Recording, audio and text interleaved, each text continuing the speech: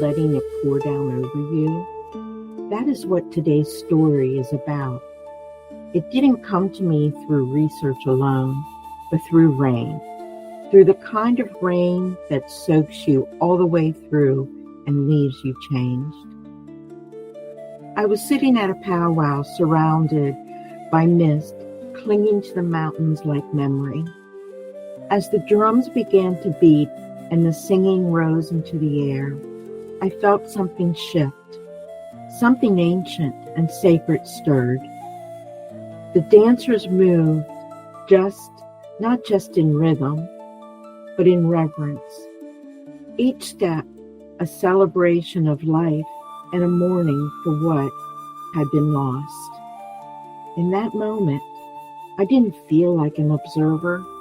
I felt like I belonged to the people, to the land, to the story. And that story is what I want to share with you today. Welcome to the Wandering Pen Podcast, episode 24. I'm Christine Musser, your host.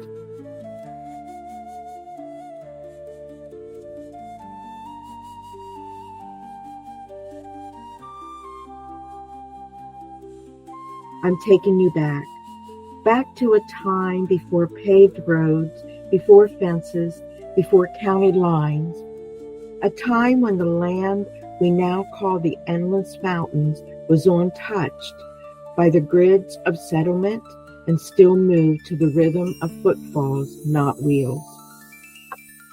A time when the air was thick with birdsong and the scent of pine, and the land itself was revered as something living.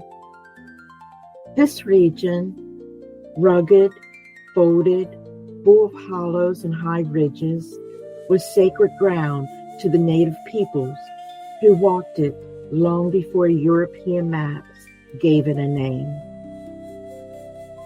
The Iroquois, the Lenape, the Delaware, and the Shawnee. These were not just people who passed through the woods. They were part of the land, and the land was part of them. What we now call Loyalsock Creek once served as a shimmering guide, winding its way through deep valleys and shadowed glens.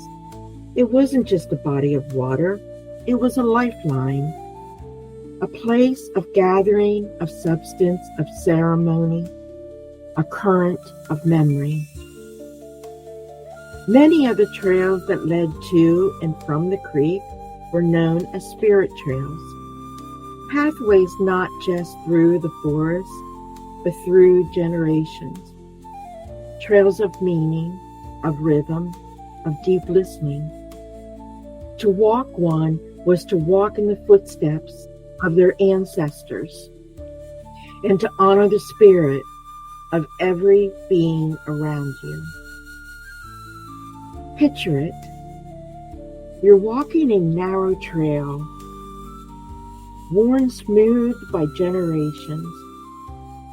Overhead, a cathedral of hardwoods, oak, hickory, maple. The sunlight filters through leaves in a golden hush. Beneath your feet, the trail bends slightly downhill toward the water. You can hear it before you see it, Loyalsock Creek, tumbling over smooth rock, glinting in the light like a ribbon of polished silver. It's autumn. The air carries the scent of damp earth and leaf smoke from a nearby camp. The world feels still, yet alive. Now ask yourself, what do you hear in this forest? What do you see? What do you smell, taste, feel? Let the forest answer. These trails, used by the Lenape and the Shawnee, were more than routes from one place to another. They were hunting corridors, lined with the signs of bear, and deer, elk, and the ever-prized beaver. Tracks in the mud told stories to those who knew how to read them.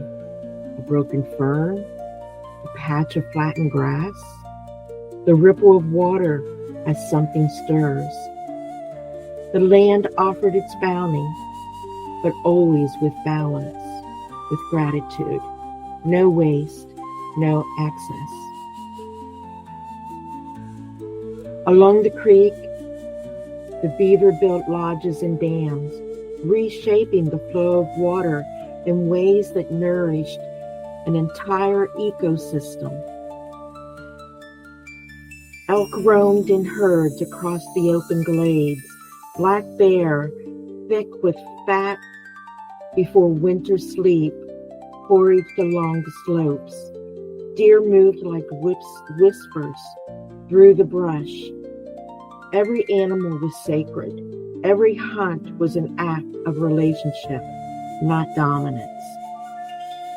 Above the sky stretched wide and unbroken.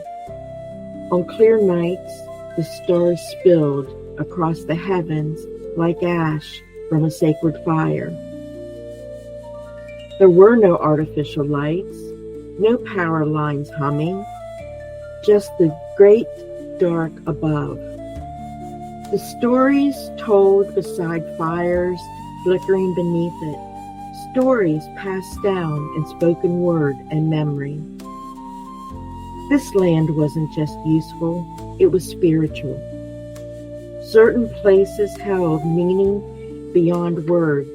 Springs where water welled up cold and pure, rocks that marked the passage of time, groves that echoed with ancestral voices. The forest wasn't empty, it was inhabited by spirit. And to walk through it was to move gently, reverently, listening for the cues of the natural world and of those who came before. The Lenape believed the world was created in harmony. The Iroquois told stories of Sky Woman and the Great Turtle. These weren't just myths. They were maps, spiritual, cultural, ecological maps that guided how people lived with the land. And that's remarkable. What still gives me pause is that so many of these spirit trails, campsites, and sacred places still exist, just beneath the surface of our modern world. The road you drive may trace the ghost of an ancient footpath. The quiet bend in the creek where you like to fish. It may have once been a place of ceremony. We walk among layers of memory, of story, of land use that stretch back centuries. But we don't often see it. Cynthia O'Neill, a triracial writer and descendant of this land, said it best. We walk on the bones of our ancestors. Here that truth runs deep. Beneath every tree, every stone, every stretch of earth softened by moss and shadow, there is history. There are stories that need to be shared, not lost. This land holds more than roots and rivers. It holds the steps of songs of those who came before. It reminds us, gently, to tread with care. So today, I invite you to imagine not just the land, but the life it held before fences, before the plow, before treaties and erasure. Imagine the hands that paddled dugout canoes down the Loyalsock. The voices singing as moccasins moved over moss-covered stone. The silence of a hunter waiting in a blind of cedar and birch.